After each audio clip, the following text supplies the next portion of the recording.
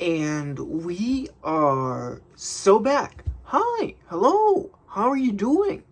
I am okay. I hope you're doing well.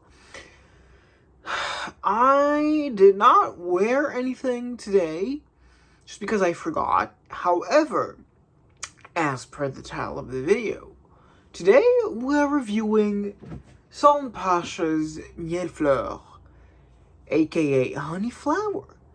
And I don't want you to guess what's in it, because from the name, miel meaning honey in French, and fleur meaning guess what that means in French. That's the gist of it. However, do I want to make it a scent of the night for the video recording? I think not. Let's just smell it from the vial. We'll pick the scent of the night later, maybe a fresh stream something. But this is a small but. If not, then we will maybe just wear some Sara at night. However, alright, so sample vial number 10 from Sultan Pasha. It has been somewhat drained. You can see there's some like droplets on the walls of the vial. That's approximately where it's like it was full up to here, perhaps, maybe up to here. I think up to here. But yeah, quite a bit has been drained. But it was quite a pleasant week of wearing Mielfleur.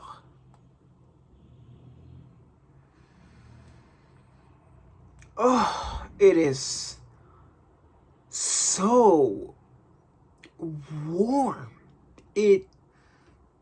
There really is this radiance of heat coming from Mielfleur. There's a honey, of course. It is a very complex honeyed texture here, very ambery. Everything here is tinted in this honey amber color. All of it is very dense and heavy. However, it isn't as syrupy. It isn't so syrupy as to be maybe a little grating. For example, I do enjoy it, but Teatro alla Scala and Chanel's Cuckoo are very syrupy and dense, and they do get to this point where they're a little cloying. I do enjoy them, but it's something to be noted. With Sultan Pasha, there is some contrast here to balance it. The sandalwood in Mielfleur is what I feel gives Mielfleur this powderiness or this granular texture that, to me, it reminds me of Turkish delights, rahat lokum. You know, if rahat lokum, if you're like me and you're from a Russian-speaking family, that's what it's called. You know, it's this powdery, sweet, slightly gummy texture that Mielfleur has. I'm getting, in the opening, I'm not applying it to skin at the moment, but I do recall from memory that there is a prominent orange blossom note here, like one of the first times that I've dabbed Mielfleur on, I could smell this powdery orange current that immediately brought me to Serge Luton, Fleur d'Oranger. It was like just an instant connection. Oh my god, this has some Fleur d'Oranger in it. Like it wasn't like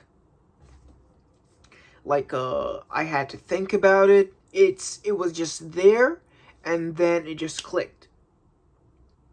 The honey itself, I smell a lot of honeys, whether it be the pissy honeys of Kuros, Lapidus, Boss for Men. Oh my god, everything that is just negative I could say about Boss for Men. However, I did throw the sample out because I, as a young man, could not handle Boss for Men. I just had to throw it out and to never see or smell it ever again. I didn't even think of making a negative review, but that's how appalled I was by Boss for Men. This is not one of those honeys. It is a delicious, warm, and in Mielfleur's case, it's a very dark honey. I've eaten a lot of honeys, and some of them can be very bright. You know, they're sweet, sure, but they're very bright. This has a lot of stuff to bring it down. There's a lot of warm spices here. You know, some cinnamon and clove. That's what I feel, at least, to give this a wintry feel. You know, something like Christmas spices is a feeling, a facet that I smelled from Mielfleur. You know, it's so dark. Not like so dark, but there's this caramel-like sweetness that is just light enough that it kind of made me think of a cola. I'm not saying it's Coca-Cola or that it's Pepsi, but there's something in Mielfleur that sent this synapse in my mind to this feels like a cola, like a flat cola. There's a bit of fizz. However, I would say that it comes from the sandalwood here. Something I do want to say about the sandalwood here. I'm not too big on materials, and I'm really not sure if it is the Mysore that's here, but there is a granular feeling that I've already iterated upon. I've already stressed. There is this lift, but for me, with sandalwoods, there are two extremes. There's samsara, which is so creamy that it just loses itself in the cream. In a good way for me, samsara is hand in hand my favorite guirlande with Bitsuko. By the way, I bought a bottle of Bitsuko. Don't fret, it is coming. Modern version for the vintage heads, but it isn't as woody. It's not pencil shaving. It isn't as ricey as something like Peter Carter's Centauri Perfumes'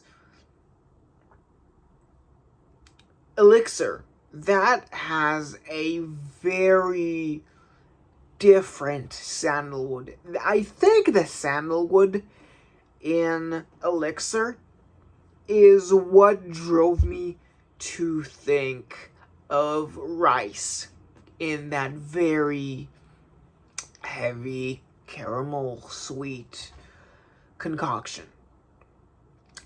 Salman Pasha's Mielfleur sits closer to Samsara than it does to Elixir, but yet there is this textural contrast, not S, that sets it apart, and yet still places it comfortably within the realm of Mysore sandalwood perfumes. Overall, Mielfleur, something I would totally wear.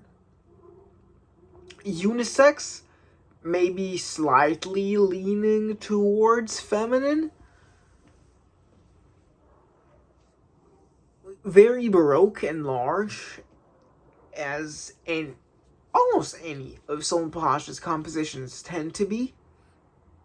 And a must if you are a fan of perfumery, you know, as some people like to say. If you're a perfumista, I highly urge you to sample Mielfleur. I would also say this about any of Salman Pasha's creations. He has a sample set that will get to you eventually. But if you're an eager beaver and you have the money to spend and you're looking for something that will be pleasing and yet have some class about it, Mielfleur is one that I would almost wholeheartedly recommend to you. That does it for this video. Thank you for tuning in. If you've enjoyed the video, do make sure to like the video, comment on it, tell me what you think of Mielfleur if you have smelled it, subscribe if you haven't, and with that, I'll see you in the next video.